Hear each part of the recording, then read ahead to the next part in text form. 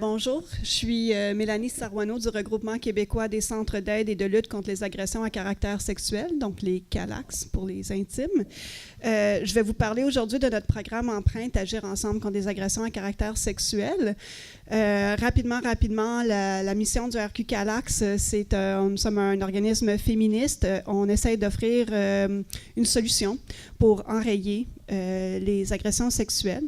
Nos centres offrent des services de soutien direct, mais aussi des services de prévention, sensibilisation, et on a un grand volet défense de droit.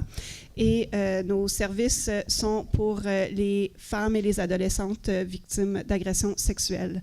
Par contre, nos services de prévention se font pour les jeunes dans l'ensemble, peu importe le genre, le sexe. Donc, les CALAX font de la prévention depuis plus de 25 ans. On a constaté que c'était des initiatives individuelles et on voulait savoir si on pouvait systématiser le tout, d'avoir quelque chose qui se ressemblait, qui était semblable partout. On a fait une première recherche pour voir si les ateliers qui étaient déjà faits avaient à peu près les mêmes objectifs, le même contenu. Sans grande surprise, on a remarqué que oui, c'était bien le cas. On s'est assuré qu'on était en cohérence avec l'approche école en santé. Et on a respecté les conditions d'efficacité. Donc, c'est une co-construction avec deux chercheurs de l'UQAM du département de sexologie. Donc, elles nous ont apporté le côté plus technique sur les conditions d'efficacité, puis ont aussi procédé à une évaluation très complète de notre programme. On a essayé d'être inclusif des diversités culturelles et sexuelles. Par contre, avec le peu de temps qu'on a eu pour construire notre programme, il reste encore beaucoup de travail à faire. Et donc, dans les prochaines années, on veut bonifier le contenu pour être davantage inclusive, autant dans la diversité de genre et d'orientation sexuelle, mais aussi pour être plus sensible aux diversités culturelles et religieuses. Notre programme est adapté aux garçons et aux filles, donc on parle aux deux en même temps.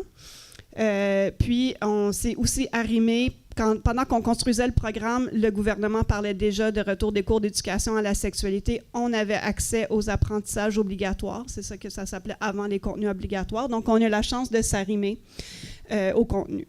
Donc, à quoi ça sert? Ben, c'est pour susciter des changements individuels de connaissances, d'attitudes et de comportements pour avoir un impact collectif. Donc, nous, on a une approche sociale de la violence sexuelle, c'est-à-dire que c'est un problème de société et non un problème individuel.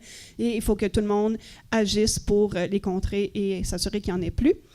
Justement, diminuer la tolérance sociale vis-à-vis les violences sexuelles dans les différents milieux, la fameuse culture du viol. Donc, on essaie d'enrayer la culture du viol aussi.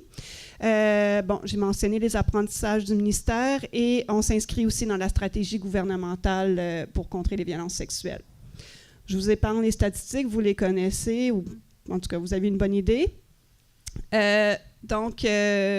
C'est ça. On a construit le programme en sachant que nos conditions sociales de vie perpétuent la violence sexuelle.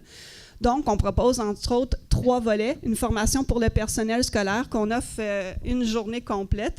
Donc là, je pense qu'à la présentation de ce matin, puis à la surcharge des professeurs, puis je me dis, c'est pour ça qu'on a de la misère à rentrer dans les écoles. Bref, idéalement, une journée complète où on voit les notions de qu'est-ce qu'une agression sexuelle, c'est quoi le consentement, comment recevoir un dévoilement, c'est quoi les attitudes aidantes, etc. On a 6 ateliers en classe sur différents sujets. Je vais y revenir plus tard. On a des capsules vidéo pour les parents aussi qui ont été produites, entre autres, par notre chère Anouk ici derrière, qui a fait un excellent travail, donc qui donne de l'information aux parents de ce que les jeunes ont vu en classe. Notre programme, c'est pour le niveau secondaire et aussi leur donne des outils de comment rentrer en communication avec leurs jeunes pour parler des enjeux qui sont un peu plus sensibles et touchés. Donc voilà, vous voyez que c'est les 3 ensemble. Je vous ai dit un peu la formation du personnel scolaire. Donc, pour les ateliers jeunes, on a 2 ateliers en secondaire 2. Donc, agression sexuelle, c'est quoi les définitions, la prévalence, les mythes et préjugés. On a aussi un atelier sur le consentement. Ensuite, en secondaire 3, on a dévoilement et soutien, pouvoir d'agir des jeunes contre les agressions à caractère sexuel et la culture de l'hypersexualisation et des stéréotypes sexuels. Et tout ça, c'est avec des activités interactives. Dans le fond, c'est de développer le sens critique et la confiance en soi.